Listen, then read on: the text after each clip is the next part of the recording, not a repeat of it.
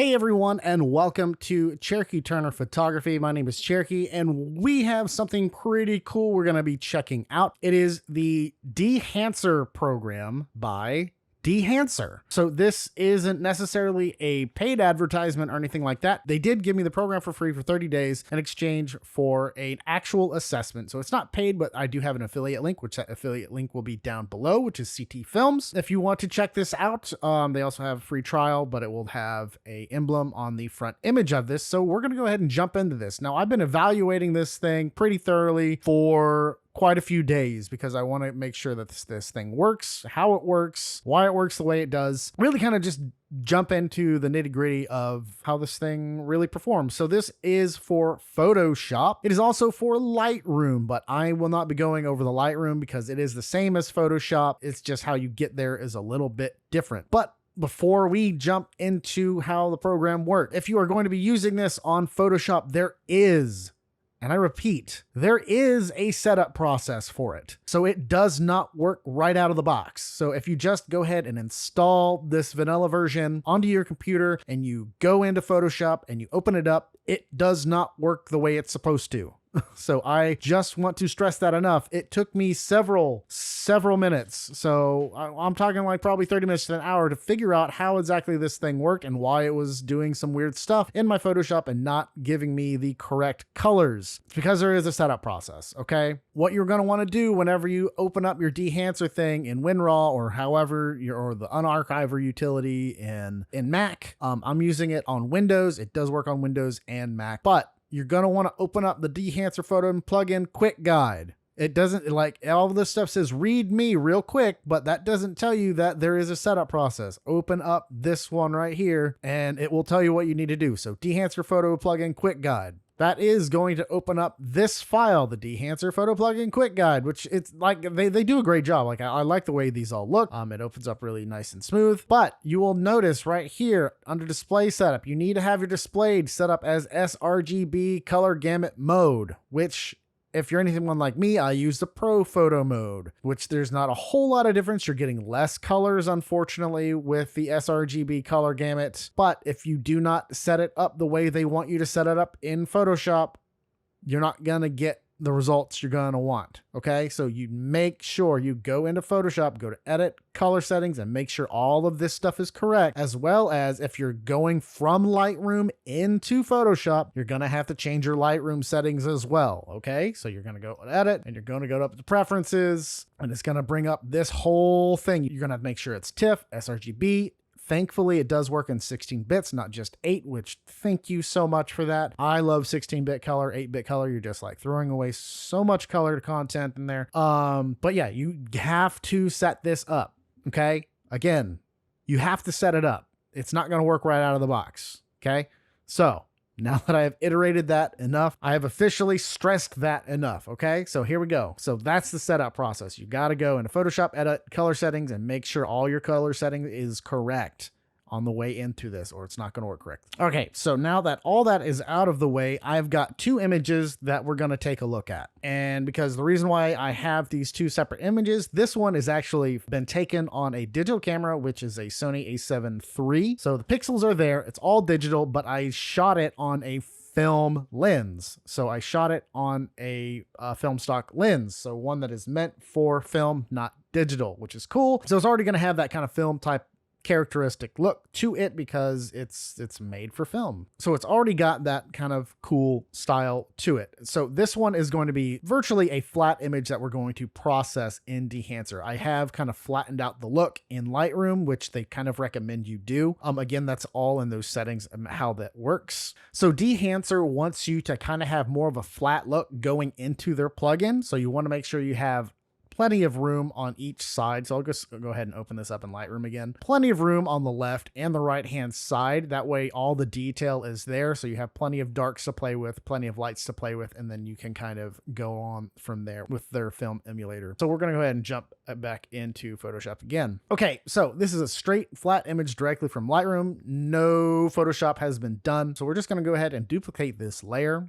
Reason why is because we never want to just mess around with one layer. We want to make sure we have a backup copy just in case we do something we do not like. Also, the cool thing about this plugin is if you do a whole lot of stuff, it does work in smart object mode. Okay, so if you want to turn it off and on, you can totally do that. I'm not going to do that. I'm just going to save the memory. I have another process that we're going to do, which is going to be this mid shot right over here. So this plugin is going to be found under the filters section. Thankfully, whenever you install this, it automatically shows up in your filters section. So that's cool. So we're going to go ahead and select Dehancer film. Okay, so right off the bat, it kind of set a profile, so I went ahead and set it onto original, and I just want to make sure that the original color is kind of there. It kind of goes ahead and flattens the image just a tidbit, which is, I mean, I guess it's okay. I kind of wish it kind of didn't do that, but here we are. That's what we're with. So it flattens the image just a little bit going in. So expect that. It's not going to be exactly the same going into this plugin. We've got our original image and we're going to go through all of these different parameters. And I'm going to go ahead and cycle these off. So we're going to go ahead and go into one at a time. All right, so in source. So we have exposure compensation, temperature compensation, tint compensation, defringe, and defringe radius. So exposure, it's going to, obviously it's going to change how bright and how soft this is. Usually I have it where I want to, so I'm just going to go ahead and just select that right there. I'm just going to zero that out. Temperature compensation. So right is going to be more warm, which is great. Left is obviously going to be cooler.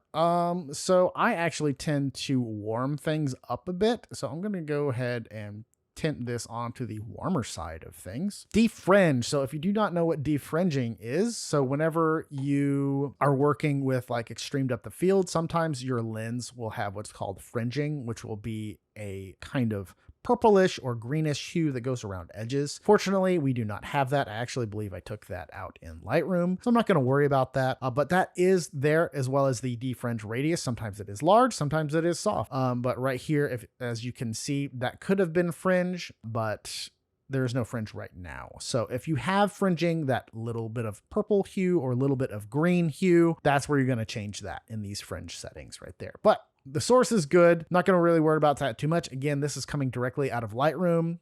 So source image, done. So I'm going to go ahead and close that one. Next is going to be our film developer. So this is going to kind of change our exposure settings. Again, kind of like the source, but it's going to mess around. We've got contrast, we've got gamma. So we have the contrast, light to dark. We have the gamma, which is going to mess with our midtones, color separation, which is going to give, again, some more of that contrast, and color boost. So it's going to be kind of like a saturation kind of look. So here's our contrast boost. I'm going to kind of push that up, which is going to give that really high contrast look. The worse it gets, and again, the less you go, the little contrast it has. So let's kind of push this up a little bit more contrasty in our notes around over here. Gamma.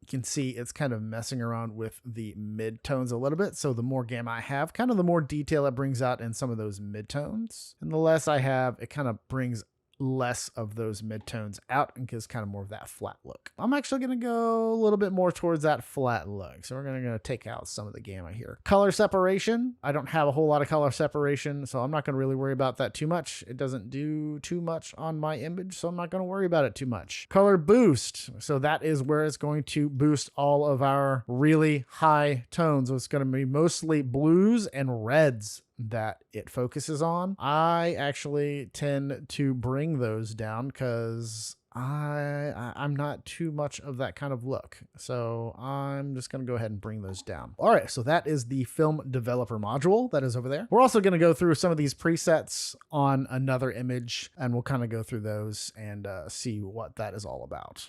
Okay, so there is that. Next thing we're going to do is check out the film compression. All right, so film impression, we got impact, white point, tonal range, and color density. So let's check out what the impact does. It kind of messes again with that kind of contrasty kind of look, but it actually brings down, as you can see in our histogram right here, it actually brings down the white level, which is rather nice because it actually kind of, again, that is film compression. It's compressing that image down just a bit. That way your highlights aren't completely blown out, but it does keep a lot of that cool, fun little highlight detail. So that is a cool little thing. So the more compression you have, the less of that light detail is there, but this kind of compresses that down and gives just kind of a cool roll off of those highlights. White point, it just kind of, again, it's compresses that white point down, that contrast gets fully blown out. So what if you have all this white point and all this compression, it gives that really weird high contrast look, but I do not want that. I'm going to have more of just a little bit of that contrast in there. Tonal range, so that's going to mess where the range of that fall off lands. So just kind of mess around with that. I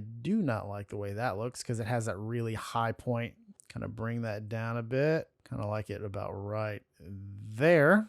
It's a pretty good look. And again, color density. So this is going to mess a little bit with our colors. It's not really messing too much on our image right here. So I'm just going to go ahead and zero that out. So 50. Okay, so that is the film compression module. So go ahead and deselect that. So we're going to go ahead and open up the expand module, and this is going to have a black point and a white point. It's kind of the same as the film compression, but it kind of pulls in and out the white and black points of this image as stated in our module here. So with the black point, the further you go up with the black point, the more contrast it pulls in with the darker tones there, which, I mean, is more or less, if you like that look, that is something that is great. So it just kind of pulls all this stuff darker. So it just pulls all the tonal range into the shadows right over here, which if you like that look, I mean, sure, that's fine. I'm going to actually kind of like the deeper look. It kind of pulls in a little bit of that saturation with her hair, which is fantastic. And the white point, the less white point you have, the brighter it goes, which again, it's going to kind of mess with that fall off we've already created, which I do not like. So I'm going to go ahead and we already like that fall off. So I'm just going to go ahead and put that back at 100. We also have these color modes, which is normal and luma, which it doesn't do a whole terrible lot. So let's go ahead and pull this all the way up. Luma, normal. The luma actually looks like it is messing with the saturation a little bit more. So if that is something that you like, gives a cool kind of color tone. Let's pull this down. Oh my gosh.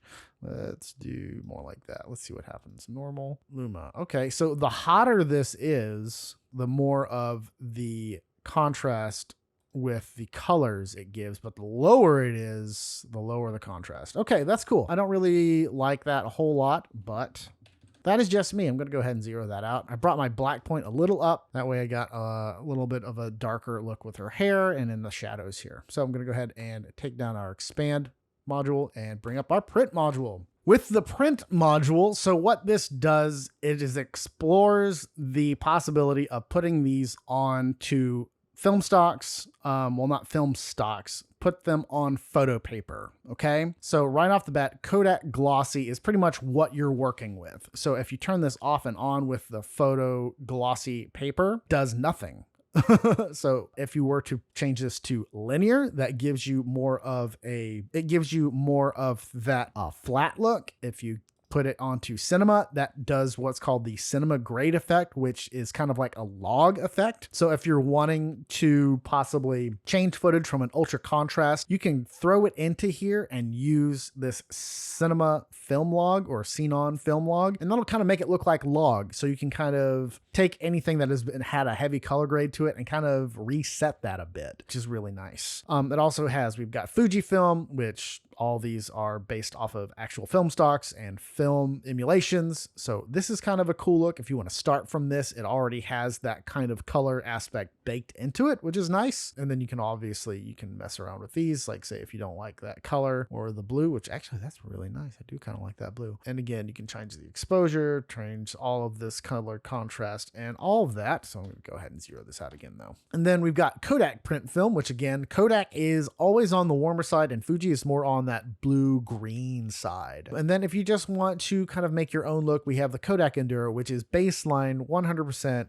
right down the middle, what you're working with right off the bat. So if you want to create kind of your own kind of look, that's how we do this. It is the most neutral of all the stocks that we've got here. With that being said, let's go ahead and check out this just neutral stock. So again, we're going to go ahead and do exposure. The exposure settings, obviously, it just changes changes your exposure settings, brightens and darkens the look, which we've already got our look here. So I'm going to go ahead and zero that out. Tonal contrast, again, that is just a standard contrast slider. We've been adding and subtracting contrast. So I'm going to go ahead and zero that out. Color density, again, that is your saturation point and how dense all these colors are going to be. I actually kind of like that warmer look, which is nice. And then you have your saturation, which is just going to be the overall saturation point. Analog range limiter. So that limits the range from black point highlight, so nothing is going to, like, from here on be again, it's going to create that film effect roll off, so nothing is going to be super blown out, nothing's going to be super into the black tonal range, so it's going to have more of that gray effect. So let's go ahead, let's do something a little different. I'm going to go ahead and do this Fuji film effect. I haven't really messed a whole lot with it, so let's go ahead and just jump into the Fuji film. I've been kind of on a Fuji thing lately, so let's go ahead and do that. So target white, I know we are very bright at the moment, so let's bring it maybe down a bit. No, I don't like that. Let's bring it up. Okay, yeah. Let's lean into the cooler tone. So we started out somewhat warm. Let's go cool. Exposure, I want to bring that down a smidgen. Dude, that's kind of looking nice right there. Yeah. Tonal contrast, I want to bring a less contrast into this, and I want to bring the exposure down. Exposure down. Ooh, that's nice. Oh, that is nice. I'll keep bringing that down. We're pulling in a lot of detail. This is really cool. And bring the tonal contrast down again. Let's do something about right there. We've kind of got this old photo effect. Color density about right there. Saturation. Ugh, that looks cool. I do dig it. It's got that very, like, we still have the warm vibe in our hair, but everything now is kind of been pulled in by this neat film stock emulation. Well, film paper emulation, which is really cool. Okay, so before we've got warm, after. So we've kind of are starting to pull in a cooler look with our print emulation here. All right, cool. So color, head, boop. So what does this do? So back in the day when I used to work in a photo lab, this is how it would print. So you could, if you really wanted to get in the nitty gritty, you could mess around with how the print heads printed your photos, and you could pull the blues, you could pull the yellows, pull the magentas, and all that stuff. So if you had an image that was a little bit more on the pink side, you could pull out the pink and push the green. If you had more of the warm look, you pull out the yellow and push more blue. And that's just kind of how you did things. You could really mess around with the entire process, and that is exactly what this program is geared towards. If you really like pushing and pulling the colors and how the image look, that's kind of where this program lies, and it does a really good job of it so far. We've got our print head on, so let's go ahead and pull a little bit more of that blue in, which I'm not really digging. Okay, so we have that blue and kind of give that warm effect. So I just kind of pulled in a little bit more yellow, a little more green, a little more magenta. No, I kind of want more green, just a smidge more green. Red, I kind of want more red. Ooh, but more cyan. I want more red.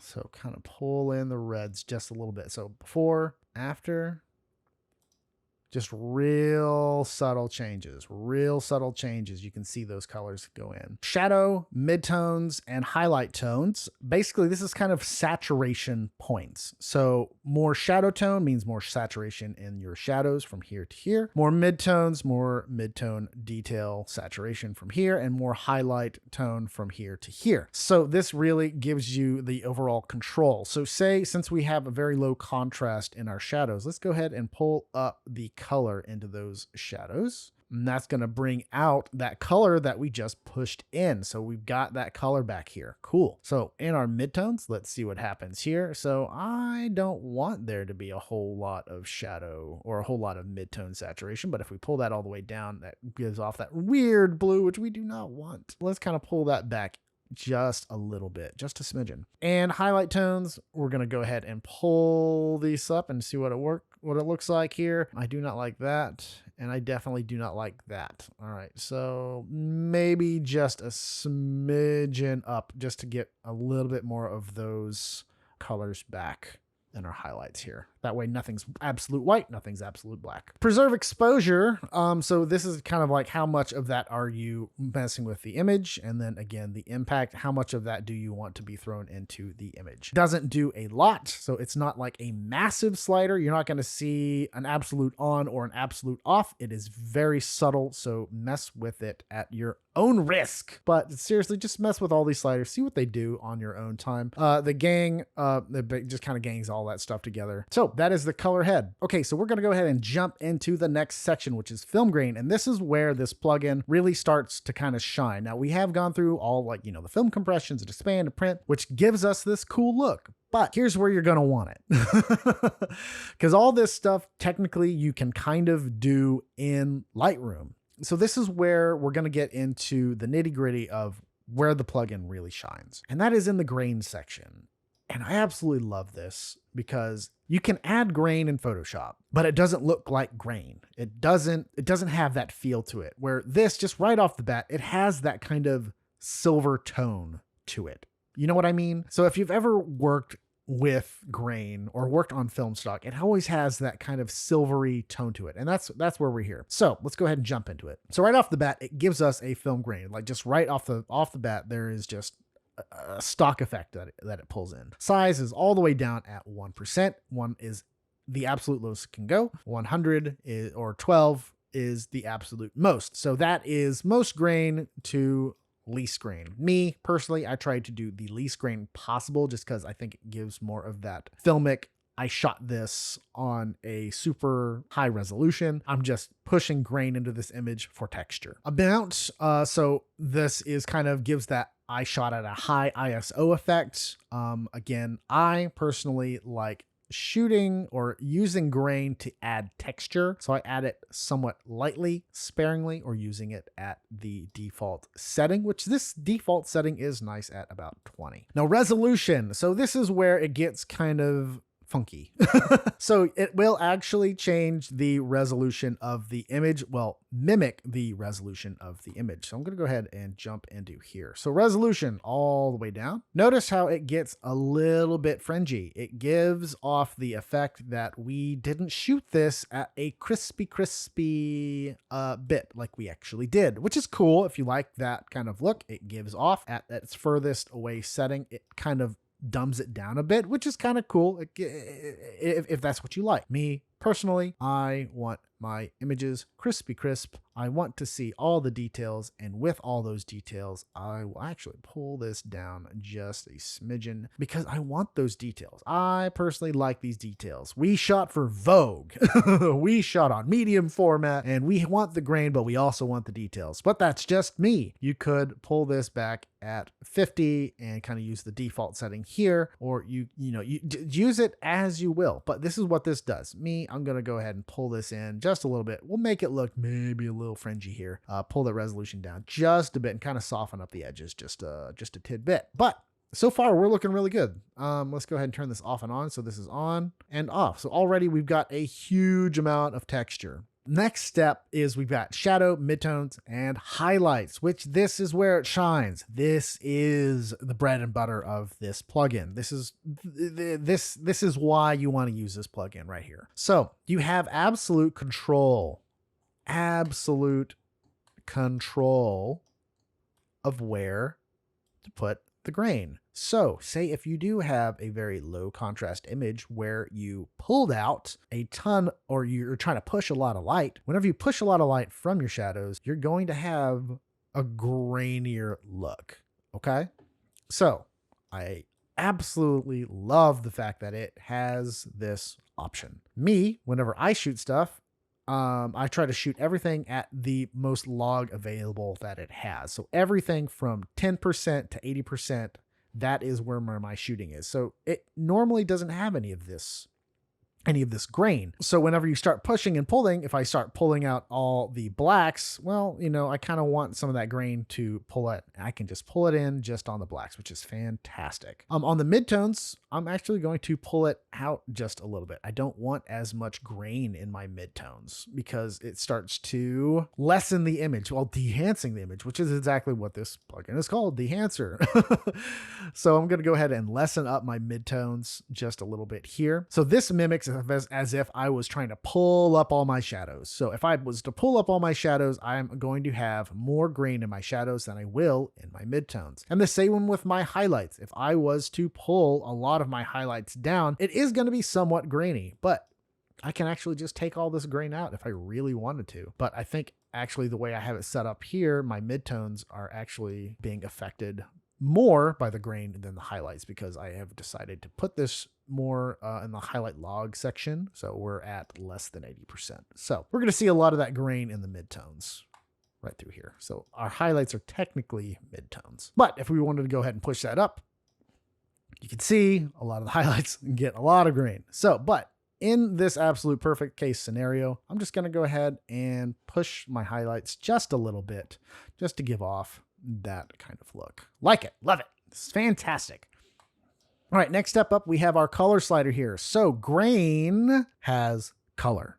It's not absolute white. It is not absolute black. But if it's not absolute black and white, it's actually color.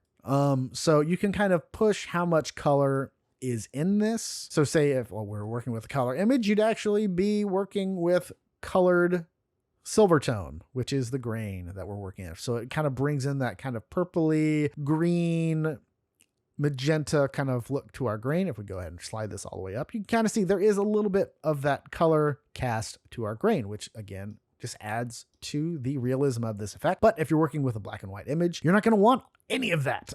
You're going to want just black and white. So you can just pull that all the way down. I'm just going to go ahead and prop this up right smack dab in the middle. And that's where I'm going to like it. Next, we're going to go up to film type. So we're going to mess with our film negative. If we do the positive, it's going to be the absolute adverse effect of that. Digital is experimental. So notice the grain texture. It has more of that digital noise look, which is not grain. It is noise. So this has that noisier look, which I personally hate. I hate. There's no texture worse than digital noise, in my opinion. So I will never use that. The analog texture of film grain is so much nicer because it's not blotchy like the digital. See all the blotchy kind of marks? Do not like that. Analog is so much better, and that's where I will keep it.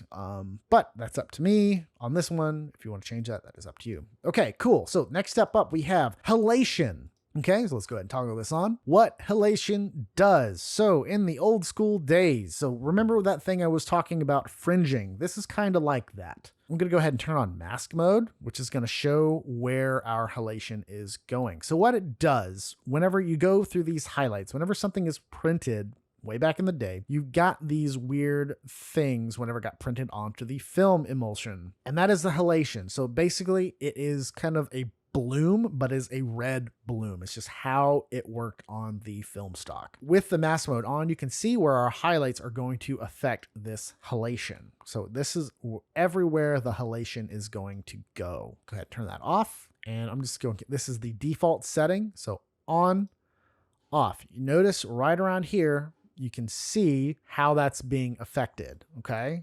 So that's all the way in, all the way out. It gives that kind of weird color fringing look, which is cool if you like it. Me personally, I don't. So this makes it look like it was shot on a cheaper camera, which if that's your thing, that's cool. You can go ahead and limit this up.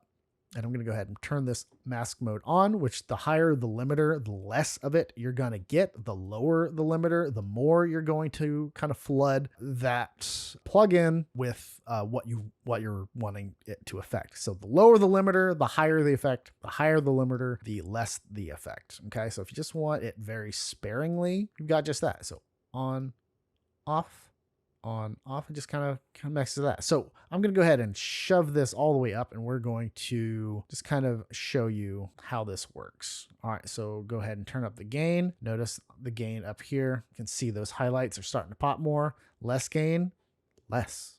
Okay, so maybe just pull this up just a smidgen like that. Smoothness. Turn this up, smooths out those sides. That way you don't have a whole lot of that digital grain look.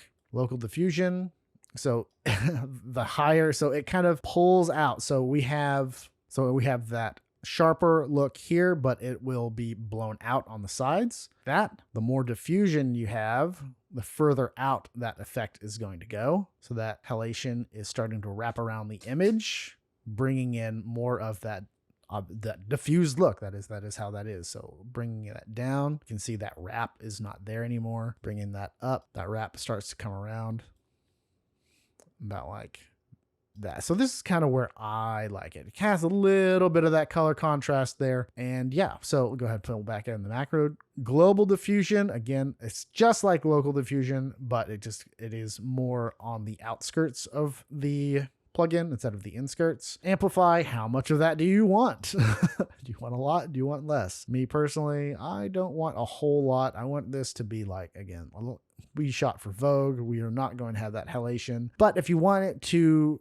dehance your photo and make it look like it was shot on a cheaper camera, you can totally do that. Hue, if you want more reds, you have that option. Or if you want it to be less red, you also have that option. So I'm going to go ahead and zero this out. Blue compensation, you can push that up. It's going to change that color. Again, yeah, turn it on and off. How much you want it to impact the image. Turn that up, turn that down. It's pretty self-explanatory from here. And yeah, so that's halation. So go ahead and shut that off. So before, after, just gives a little bit, just a little bit. All right, so the next thing that we're going to check out is this bloom module. So let's go ahead and turn that on, and it's going to be kind of the same as the halation. So we've got virtually the exact same protocol here. We have save lights, we have saturation. So we're going to go ahead and turn on the mask mode. And again, that's going to give us that same look. It's checking out our highlights and where this is going to go. But if you notice, see how this is not black like the halation was? It's using the full luminance of the image. So virtually it's adding bloom over everything. So the bigger, it's going to have a much bigger diffusion zone. So let's go ahead and turn this mask mode, turn up the highlights, turn down the highlights. Doesn't really do too much on this image. So I'm going to go ahead and push that there. Okay, our limiter, again, the less the limiter, the more the highlights. So you see how that kind of pushed a little bit more into our zone here. So the more the limiter, it shut off this whole highlight section here. So it's mainly looking at those real bright spots. So let's do a little less, more like 62. Details, go ahead and shove that up a little bit. We've got our detail here. So it kind of pushed the sharpness of our mask there. Less details, more diffusion. I don't really want too much bloomage on here. Diffusion, it pulls that up and just kind of makes that a little bit more, a little bit less on the diffusion there. So a little more bloomage. The higher it goes, a little less diffusion, a little less bloomage. So go ahead and pull that up just a smidgen. Amplify, how bright do you want this? Now, I'm going to go ahead and shut off the mask mode for just a second. So amplify, so off, on. You see how that it gives a kind of fake look if you're not doing a lot of this correctly. So if you have the diffusion all the way down and you have amplify all the way up, see how it gives that kind of ultra fake HDR look. Make sure you're looking at what you're doing and getting the effect that you want. So it's good to be in this mask mode and kind of seeing how that is affecting, but turn it off every now and then. Just see what's happening, okay? See what's happening. More diffusion, little more amplification, and it just kind of gives that just a little bit of that blooming there. All right, save lights. That gives more, a little less. I like a little bit less. Saturation. It's just saturation point of your lights and then how much this effect impacts your image up and down, and a little less. I don't really like a whole lot of bloom. Now, if I had something glowing, sure. Okay, so here's that before and after. Looks pretty nice. Full image before after. Looking pretty good. Cool. Alrighty. Next, we have the vignette. So what a vignette does, it basically adds a center point and it darkens or lightens the parts from that center point. So we'll go ahead and turn that on. Exposure, brighten it up, lessen. So we haven't changed our point yet. So I'm going to go ahead and bring this down a little bit. And here's our size. So if you see, the larger we have that, we have our center point and it kind of diffuses out darker. Okay. Lighter from the center. See how that's not as bright in the center, but it's changing the outskirts of that feather point. And feather. So you can change this however you want. The feather point, you can see it starts from the beginning or from the center here, and the further it goes out, you can kind of see how that changes. So if we push this all the way down, that feather point, see that roundness start from the center, kind of go out just like that.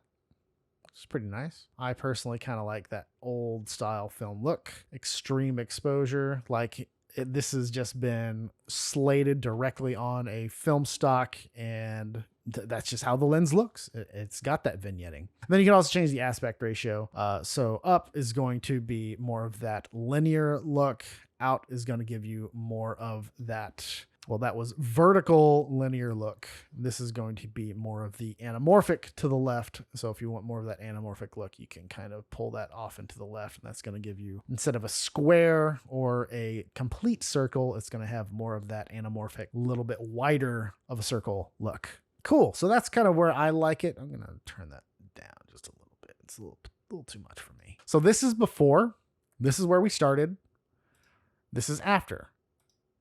Nothing too crazy. So here is before and here is after. We kind of have that haloage. We've got the grain. We've got all that stuff kind of. I really like how it put a lot of texture onto her skin. And again, that is because of the grain. Having grain really pulls in, just pulls you into an image. It's really nice. Me personally, I probably would take out this halation. I'm actually not a fan of that in my image just right now. That's just not me personally. I'm not hating on the plugin. If you like it, you like it. Me personally right now, I'm just showing it off just to show it. So before, after, just not a fan. I like it like this. But again, before and after a plugin. So we have that compression there. We've got the vignetting and we have the grain. It looks fantastic. So last thing I want to show you, I'm going to hit OK. So I'm going to go ahead and hit OK. I'm going to duplicate this one more time and we're going to show the film stocks. So I'm going to go ahead and go back into our Dehancer plugin. So it comes with 62 separate presets. So you can make presets or you can download all the presets from the online repository. This is our original, has nothing on it at all. We've got color implosion, which is like just a super saturated, blown out image that you tried to, like, you shot on an accidental ISO, which is awful. But if you're wanting that look, I mean, it's there. AGFA color, which is super nice. Ammo type. Ooh, that's really cool. But these are just so good. And they're all based on actual film emulations. We got Fuji, Fujichrome Velvia 50. These are so good if you're looking to just have something with just like a quick look. And then again, you can change all of this. So you can go in and if like, okay, maybe I don't want that much grain, just go into the grain settings and just, pull it down just a little bit, but you still have that look. Super, super satisfying to check all this stuff out. Got Kodak, Eastman Kodak. So if you want that Kodak black and white look, it is there. I personally, so I know they have Ilford here. So we got Lomochrome. Where did the Ilford go? I know that's what I learned on right here. Yeah. Ilford right here. This is what I learned on. This looks just like what I learned on, the Ilford style black and white photo emulsions. Like so good.